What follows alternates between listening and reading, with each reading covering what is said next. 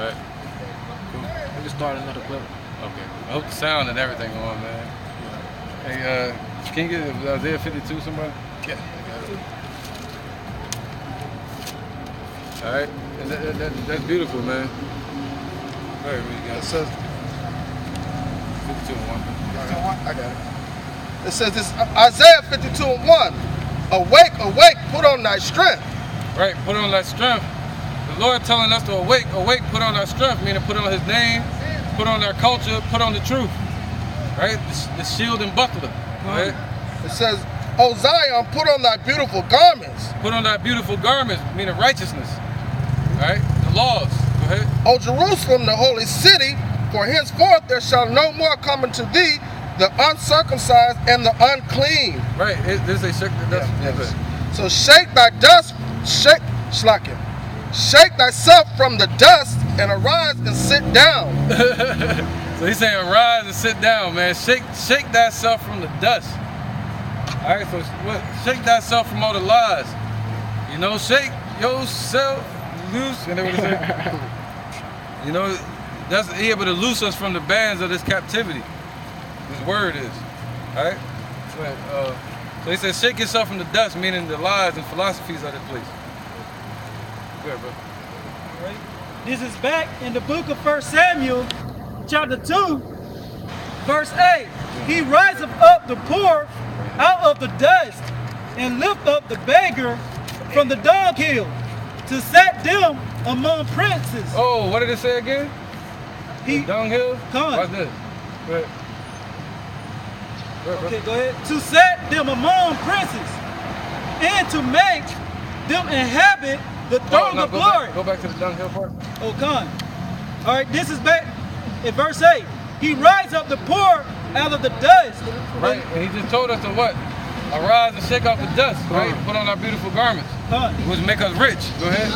And lift up the beggar from the dunghill. See, lift up the beggar from the dunghill. Get us to stop begging for the bullshit out here. All right? Go ahead. To set them among princes. Right, then he said, shake off the dust. Shake thyself from the dust and set down. So he said, to set them among princes. Princes. See that?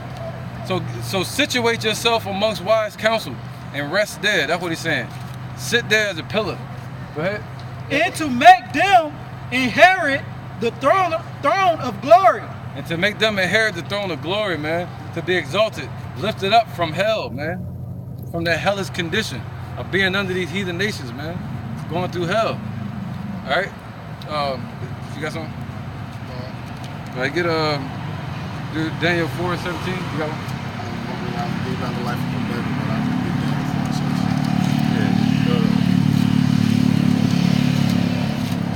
Psalms 86 and 12. Daniel chapter 4. Yeah, he got that one. No, go ahead, please. Daniel chapter 4, verse 17. This matter is by the decree of the watchers and the demand by the word of the holy ones, that to the intent that the living may know that the Most High ruleth in the kingdom of men, and he giveth to whomever he will, and he set it up over it the basis of men. Right. So Esau was a base man. The Lord set him up. Right. Now he said what? Now he's gonna set us up because we're at the bottom. We represent the bottom, the base. You know. But now the Lord is about to lift us up and bring these damn heathen nations down under our feet. He said he's gonna make them lift up the dust of our feet, man. Real dust. All right. You got a precept? No, I still got this. Psalms 86 and 12. Oh, you still got more on that? Yeah, keep it. All right, this is back in 1 Samuel chapter 2, verse 9. Yeah, we're going over to 11. He will keep the feet of his saints. Right, the scriptures say, beautiful are the feet of them that lead many to righteousness. And his saints are those that made sacrifice by fire under with Moses. And who is that? The Israelites. If you read Romans chapter 9, it tells you clearly. All right, go ahead. And the wicked shall be silent in darkness. Right, go ahead. For by strength shall no man prevail. Right, so by physical strength, we're not going to be able to get ourselves out of this hell. you know, by marching with the Black Panthers, going to get a lot of guns and threatening Esau. Now, the only way we're going to get out of this hell is through who we call the deliverer, Yahushua. Yahushua, the same one that delivered us out of our other bondage in Egypt. You see that? That's the only one that can bring us back. And he's starting with this word. Go ahead. The adversaries of the Lord shall be broken to pieces. Right, the so-called white man. They're the adversaries. Where's the love? You never showed love. All right, so what? He heard it right there. That's the adversary. All they got to say, if Yahushua came down here to this earth and he stood in front of them, pissed off, you know, mad that he got crucified, they would say, "Where is the love?" But you know what? They are looking at him. They're looking at us. We're a perfect product of their captivity to us, of them holding us in bondage. We still here, and they got the nerve to look at us and say, "Where's the love?" That's why the scriptures say the dog go over by him and lick his wounds, putting salt in his wounds, making it worse. See that? Go ahead, brother. Out of the heavens shall he thunder upon them. The Lord shall judge the ends of the earth, and he shall give strength unto his king, and exalt the horn of his anointed. Right, the horn of his anointed is talking about Yahushua. All right, so the Lord is going to exalt the children of Israel. He said, "Thou worm Jacob." You know, go ahead, brother. Somebody, you got that worm Jacob? Go ahead, bro. Oh, that was it? I got 11. Yeah. But it is Elkanah. And Elkanah went to Ramah. That's 11? Yeah. Oh, good. To his house, and the children did minister unto the Lord before Eli, the priest. I forgot what I asked you. That was it. Psalms 86 and 12. This is Psalms chapter 86, verse 12. I will praise thee, O Lord, Yahweh B'Hashem Yahushua, my power, with all my heart. And I will glorify thy name forevermore. That's right. Verse 13. For great is thy mercy towards me, and thou hast delivered my soul from the lowest hell. Oh, so this is who? This is King David talking. And King David didn't die right here, man. So he's not in no place talking from an oven, fire. And he calling out to the Father. No, man. The scriptures say, hey, can a man praise the Lord in the grave? No, David was alive. Can he praise him in Sheol, in the grave, in hell, I mean in the grave? No. Read that, brother. Come on, verse 13 again? Yeah. For great is thy, this is Psalms chapter 86, verse 13. For great is thy mercy towards me, and thou hast delivered my soul from the lowest hell. From the lowest condition on this earth. That's what he's saying. And he has delivered King David from those conditions, man. All right, he had hell surrounding him. All them nations were coming up against him. It was a curse that was put on King David, that he was going to have to fight for that kingdom. He was never going to be able to be at rest. As soon as he got at rest, another nation will come up against him. And the Lord said he's going to make his sword against them nations. Go ahead, bro. All right, this is the book of Psalms, chapter 18. I'm going to start at verse 4. The sorrows of death compass me. Right. Where you at? Psalms chapter 18, verse 4. Yep. The sorrows of death compass me. Right. This King David talking too. This is when he was actually in the situation. And now what the brother here read is when he came out of it. This is when he was actually praying in the midst of it. Go ahead. And the floods of ungodly man may be afraid. Right. They made him afraid. Go ahead. The sorrows of hell compass me about. The sorrows of hell. So that means hell is meaning a condition of sorrow. All right? Hell is a condition of sorrow. It doesn't mean a fiery place where you burn after you die, man. The spirit is made of energy. It goes back to the Father and get put back into the flesh where judgment is held at on this earth. Look at in Job. I looked under the place under the sun. Ecclesiastes. Go ahead, brother. All right. The snares of death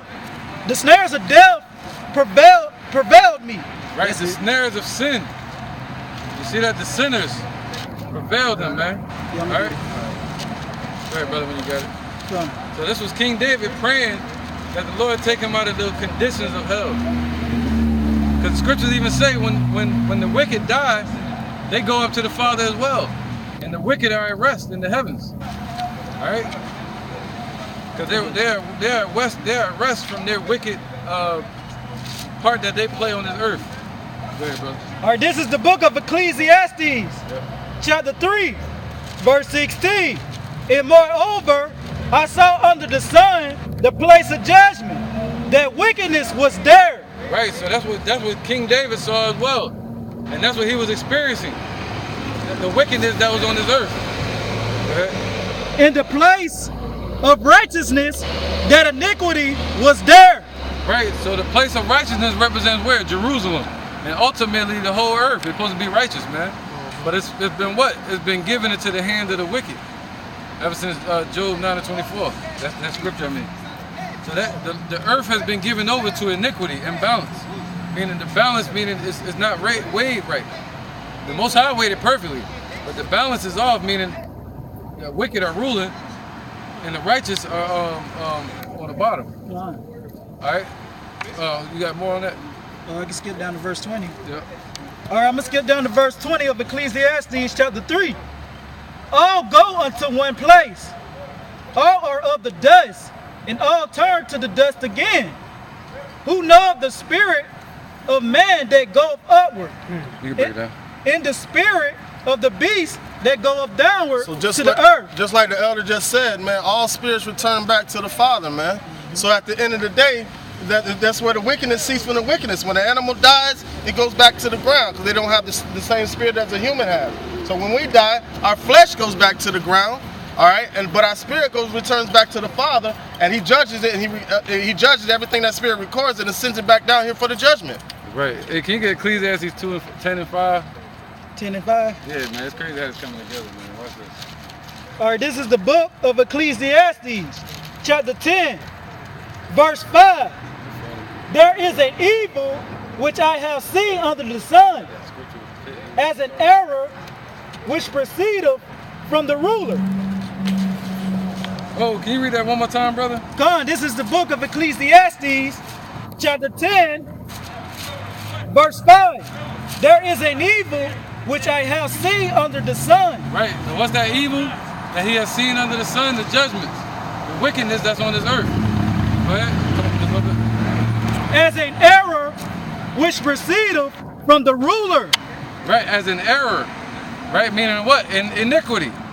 Imbalance, right? That proceeded from the ruler. Go ahead. Folly is set in great dignity. And the rich sit in low place. That's right. Keep going. Okay. I have seen servants upon horses and princes. Right, so he's seen service upon horses, meaning these heathens. They became my slave masters. Riding by as, what do you call it? Overseers? That's what they call them, overseers. Right? They were set over us. But the Lord set them over us just for a certain time period. All right, go ahead. And princes walking as servants upon the earth. So the true princes, people like Jeremiah, that got taken into captivity under the Babylonians. You know, and us today being taken into captivity under the so-called white man. All right, we're the real princes, and the women are the princesses, man. Regardless of if we're in our land or not. What makes us a prince or a heathen, the difference is being connected to our Father, Yahweh, and Yahweh Shai. All right? So that's it on that, right? Beautiful points, man. All right, go ahead.